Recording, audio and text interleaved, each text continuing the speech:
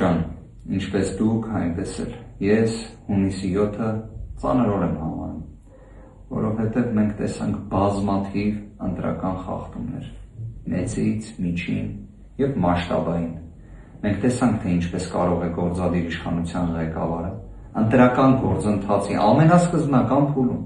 երբ նոր հաշվարկն է տեղի ունենում կենտրոնական ընտրական հանձնաժողովի կողմից, հայտարարի արդեն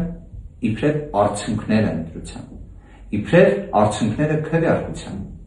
Սա չտեսնված երևույթ է, որովհետև իդեպ լրագրողներից մեկը նաև ուղիղ հարց է տալիս և վերջինս չի կարողանում պատասխանել, թե քանի տոկոս է ի վերջո իր ուժը ստացել։ Իդեպ այդ ուժը վերջին 8 տարվա ընթացքում առաջին անգամ այլևս չունի մեր հասարակության 50%-ի վստահությունը։ Այլևս նշված ուժը 50%-ից ներքև է իր աջակցության մասով։ Ժողովուրդ ջան,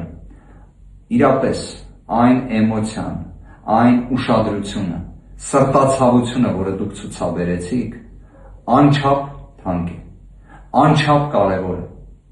Անկեղծորեն այս առաջիկա օրերին, երբ բոլոր ընտրախախտումների հետ կապված տվյալները կհավաքագրվեն և քաղաքական որոշումները կկայացվեն հետագա գործունեության,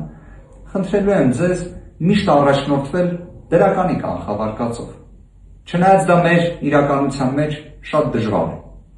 բայց մեր ազգի պատմությունը ինչով է չէ հետաքրքիր, որ մենք նույնիսկ